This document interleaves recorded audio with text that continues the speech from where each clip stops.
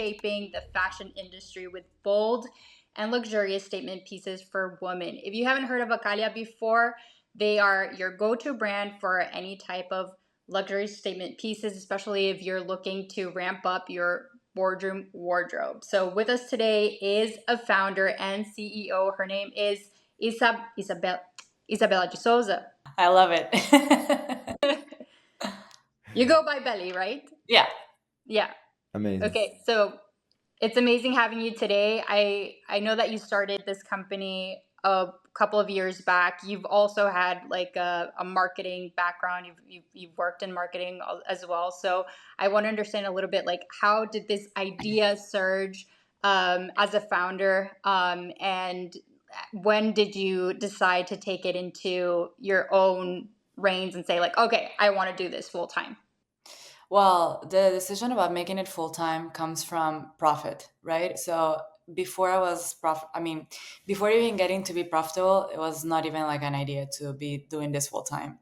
And I think for any entrepreneur trying to bootstrap a company and leaving your full time job and going into this 24/7 and not even being able to pay yourself is just killing yourself. Um, so yeah, let's be honest here. Nobody makes money overnight. It takes a long time. I started when I was like probably sophomore year, even before. And then I was able to leave my full time by 2021. So that's a lot of time over there. So the decision of having a brand, I think I never got that decision itself. I've always been a merchant. Since I was little, I was always like, selling things on the side. I was always trying to make money on the side. So I think I was born with that. So for me, it was more than a decision. It's basically who I am. And so yeah, that's basically it. But when I decided to actually make it full time, 2021, by the end of 2021. Okay, and that's when you started to see like just things picking up in the business, or Yeah, because what happened is that I started like selling swimsuits when I was in sophomore, and that was very cool and fun, but there's not really like rotation. I mean, there's not really like volume, or because it's a very like cyclic product. So you cannot sell it all year round. So then eventually I started selling clothing and that became easier. So I was like, okay, I can see attraction here. This is becoming better. And also, there was a time that I was working for a retail company as well that I used to sell a lot of online and also on retail stores physically. So I would say that I did learn a lot of back in those days too. amazing.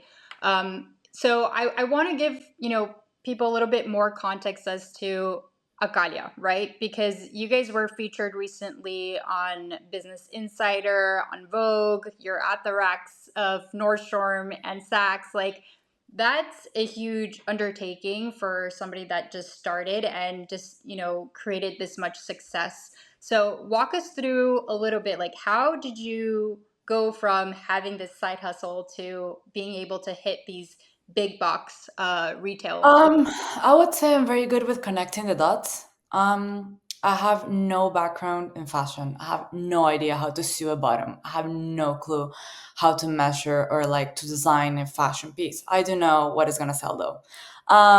So what happens is that I think I'm very good at connecting the dots in the sense that if I don't know somebody, if I don't know like a person in XYZ company, I just push every single door I can find.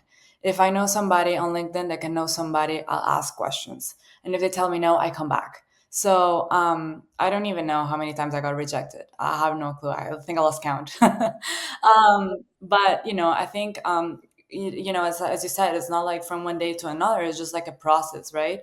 So I think the first step for me was like focusing on the product, making sure that I had a very good product. That also has like a why. So in our case, we don't need part of ourselves to associations. Before, back in the days, was in Venezuela only. Now I've worked with before with like an association here in the US for dog rescue. So it has like a why as well because we're ethical. We don't mass produce. We're limited edition collections, high quality, and we donate. So of course, there's a why over there, but yes, focus on your product at the beginning, 100%. That will give you a lot of leverage in the market. And after that, it's just connecting the dots and be humble enough to understand that you're nobody, that your brand is very small, and you need to act like that in the sense that don't come up to a meeting like thinking, oh, yes, I own the place and I have like this amazing brand. No, Come like, like very humble, very secure of yourself, but knowing that you know better than anybody else. So, secure and about yourself and about your job and about your brand is not the same as being, cocky about like whatever you do, because that way it's not going to work out. And be able to negotiate terms as well, especially when you're a new brand. What do stores want? Stores wants margins and stores want rotations. So basically, I mean, they want a good products, margins and rotation. So if you can give them that you're gonna be fine. But for sure, like as a person that had like no fashion background or whatsoever, it's just going to trade shows, give your business card, try to start making connections, and really like go the extra mile to surprise these buyers. Wow, I love that. I love how authentic all of this is, because like one of the things you mentioned is just being humble, being persistent, and really working on your product. And you talked about kind of like the culture that you're trying to cultivate in terms of creating sustainable pieces, not mass producing, and being this type of limited edition type of luxurious brand. So I think those are really, really great points. And when did you start to think about like going that extra mile in advertising your products? And I know like as a founder, you're not thinking about let me, waste $200,000 on Google Ads, right? So when did you get to that point of like, okay, let me just look at my entire marketing strategy. How am I going to start catering to consumers so that I can sell more online? Yeah, so my reinvesting at the beginning was on the product for sure. I was reinvesting like I would say like 70% of the money or 80% into product. And after that, I was able to allocate like a 20% on marketing and things like that. So that's how I was balancing it out. To be honest with you, you can have like the best PR in the world. You can have like the best Google ads, whatever they are. And but if your product is not good, you're not gonna get anywhere. So I would say that 20% started happening as soon as I was profitable. But as a brand, I mean, having a fashion brand is a consumer based business and is a very, very like product based business, right? So if you don't have like a good cash flow system, it won't work out because fashion brands are very cash intensive. So you need to like put money into production, get a product out, logistics, all of that. So I would say that as a founder, as soon as you feel that your cash flow system or your cash flow cycle is being fast enough, you can actually be more comfortable into invest in marketing. Because if you're having like a bunch of like delay payments or you're not able to rotate like easy, it's gonna be very hard, at least for me. Yeah. And right now, out of that 20%, what channels would you say are yielding, higher ROAS for you guys? Well, for me, like the publications and magazines really help, but honestly, I would say Facebook ads is the best one for now. Um, yeah, I think for sure. Yeah. And let's talk a little bit about just influencers, because I've seen your products with I think you have like an affiliate program. How has that worked for you guys? And do you feel like this is a more powerful channel versus the Facebook ads? Like what have you guys been testing? To be completely honest with you, I would say that the influencers, 90% of them, they don't convert as well. I honestly feel that there's a lot of the market is very saturated. There's a lot of influencers that are just like posting whatever they come through the door that is free. So there's no really like loyalty to them anymore as it used to be like. However, I do feel that regular people that they're your customers, they can actually become your affiliates. So that's kind of a little bit more organic and better. But going back to your question, you were asking me if I see better conversion of Facebook ads or affiliates. Well, I would say better with Facebook ads, to be honest with you. Facebook. Yeah. Okay, that's interesting. I feel like Facebook is now making a comeback right now with digital channels, because I Well, you know what is going to be big right now, at least from a brand perspective. It's live streaming. For example, live streaming on TikTok or even like well, I don't know, these programs that I have for Instagram. I think that's going to be the next big one. Well, it is the next big thing. According, it is. Yeah. We're talking, we're very focused right now on marketing, and I'm seeing your passion about your brand, about your process, how your perspective about the brand, about you wanting to be more organic, being more real, more human. What is the role that the branding took on your company so far? Well, branding is huge, especially in this saturated market as fashion. It's not enough, according to my perspective as a founder. It's not enough to have a great product and a cute logo. You need to go a little bit extra mile, right? Because people want to buy an experience as well. So fashion is very aspirational as well. So you're selling the product, you're selling the packaging, and you're selling a lifestyle. So it's like all of them together. For us, for example, when it comes to the packaging, to be completely transparent again, it was super costly for me to get into sending everything in boxes, like beautiful, like this, board like boxes, big ones. It was very expensive in terms of logistics wise, especially with the warehouses and the weight and everything.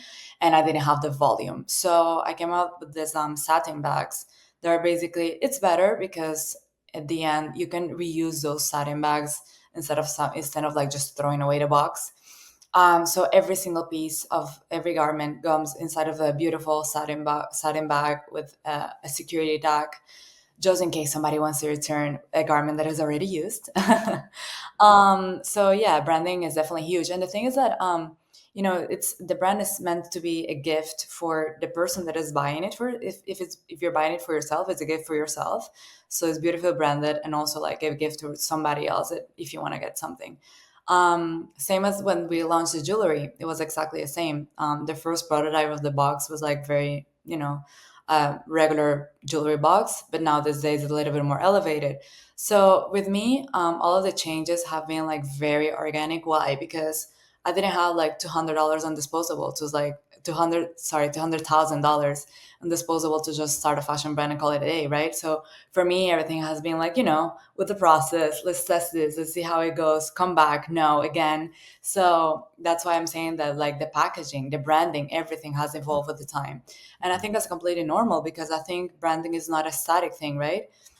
Exactly. Branding, you can may have a logo that works very well these days, but in 20 years it's going to be obsolete. So yeah, I answered your question. Yes, yes. I'm mainly asking this because nowadays I realize that many entrepreneurs they go straight into marketing and they forget about branding.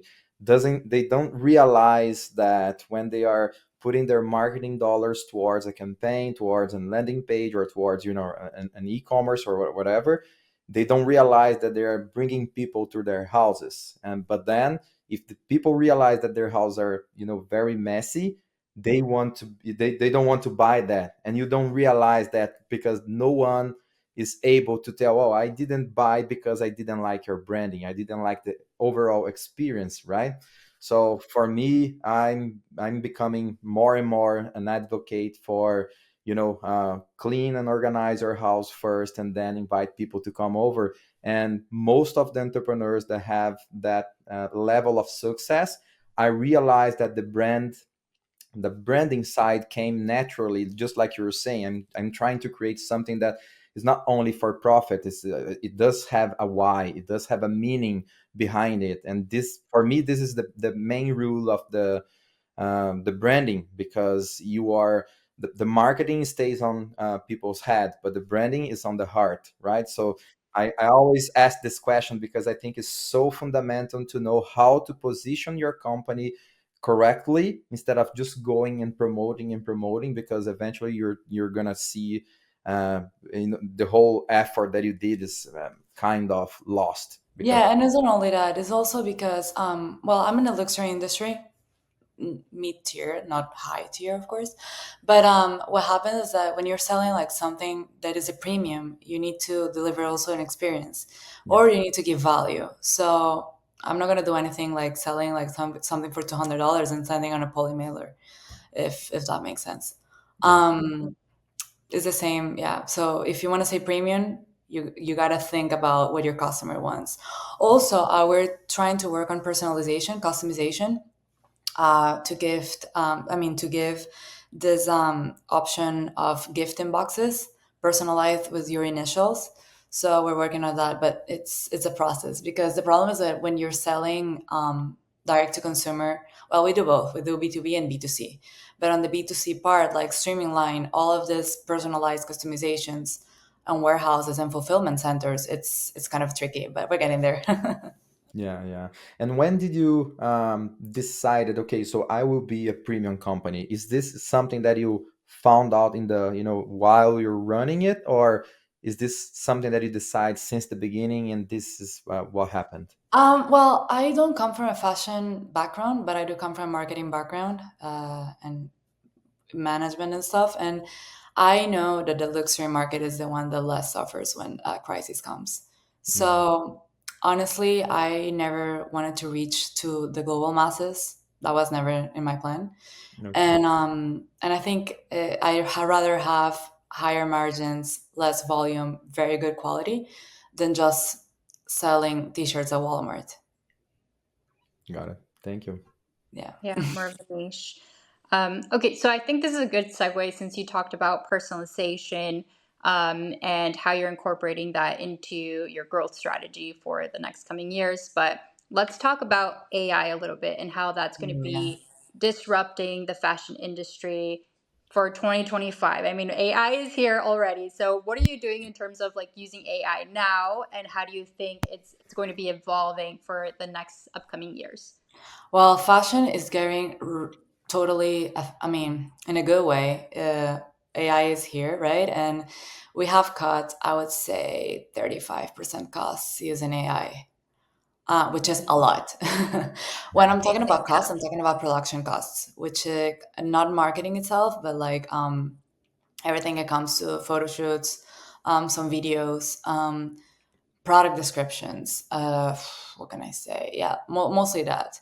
And also, we are using AI for predictions of what is going to be on trend. Okay. So that's definitely great. So I would say that. What was the question again? I kind of lost myself. No, so you guys are using AI to kind of Oh, stay for sure, ahead yes. of the We're using AI in competition. terms of production Yeah. itself. When it comes to visuals, we're using it in a 40% level. And when it comes to things like SEO, product descriptions, things that normally take a lot of time, AI is definitely helping us. And trend forecasting. Wow. Good, good. Yeah. Awesome. Amazing. Yeah. Well, Beli, this was awesome. B, do you have any other additional questions? Yes. What would be the tipping point for the business when you realize that okay, now it's getting for real? Of course, you started very intended since the beginning. I can see that. But what was the moment that you were there looking for your business and say, okay, now this is going, huge. Um, I think it was the time I started working with Macy's. At that time, my price point was less, and my quality was less, of course, because I didn't have the money to invest like that. but but honestly, when I got the approval from Macy's, I was like, okay, this is it. If I can do this, I can do many things. So I think that was that. Yeah, I think that was probably a turning point. Okay. By the way, side note, I did lose that client. I did lose that client. Oh man. Hey, No, but better you know things what came happens? out of it. So This is actually a good story. The reason why I lost that client is actually a good story. When they say that once a door closes, two windows open, or something yeah, like that. Yeah. yeah, So what happened is that at that point, the brand, was less, not less quality, but was more like on the mid tier. It was like not that luxurious, not that look and feel, and everything went well for them because that's what a Macy's is looking for, right? They're looking for a little more volume, and they're looking for something more affordable, something that. But it came to a point that when I started raising my prices because was able to raise my quality as well, and I was going into a step further into a brand, they were like, "Hey, you no longer serve us." And I was like, oh, oh, but guess what? The day I got the cancellation from them, from the order they have posted, like a week later, I got approved by Saks. So there's always a way. woo, that is amazing. Yeah, I mean, you reached the point. It's like higher quality, higher costs. I'm playing a different game now. So buy Macy's. No, actually, no. The day I lost them, I was like shocked. I was like, oh my God, what am I going to do now? Oh yeah. Well, I'm glad Yes. everything worked out for the I best. call my entire family. I don't know. I don't know. Yeah, the ups and downs of an entrepreneur, right? You're Yeah, just you know, Exactly. I It's think never the beginnings. linear. I think the beginnings are the hardest one, especially because I had my 9 to 5, and I had like this little. Do you guys know those storages where people put their stuff in? uh, Yeah. those storage units. I had like this little storage unit, and I used to have like all of my things over there, packaging, merchandise, whatever. So of course I couldn't like go to UPS to give the orders to UPS because I was working in an office. So I made friends with like this girl that she was an Uber driver, and she was going there twice a week to pack my orders and to like send it to the post office. So my little like storage, like I think it was like $60 a month or something, storage unit was like my warehouse. So yeah, you start somewhere, you know? Yeah, yeah. Oh, that's a great story, Beli. Yeah. yeah.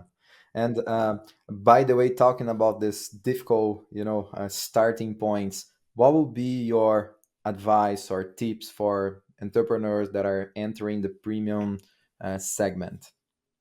Um, well, I don't know. Well, in general, like one advice for everybody, like starting off, you don't fall into this like Instagram trap that you're gonna make money overnight. That's a complete lie. And it's just so much like trial and error, and like you try one thing, it doesn't work out, you come back. So consistency, I would say, is more important than speed, for sure. And in terms of the entering the luxury market, give a why. Don't tell me I need to spend $200 on a skirt just because. Tell me why. Like tell me why is this gonna make me difference? Is it gonna elevate me? Is this gonna like make a difference to somebody else? So it's just like is that give value. If you wanna start into a luxury market, give value. That's all. Perfect, perfect. Thank you so much. Yeah, so precise. Thank you. All right. And there you have it, everyone. The story behind the brand. Thank you so much for joining us today, Belly. It was so nice to have you and to get to know a little bit more about your story behind everything. This is such a beautiful brand that you have created, and we wish you nothing. Thank you. Bye guys. Thank you so much, Benny.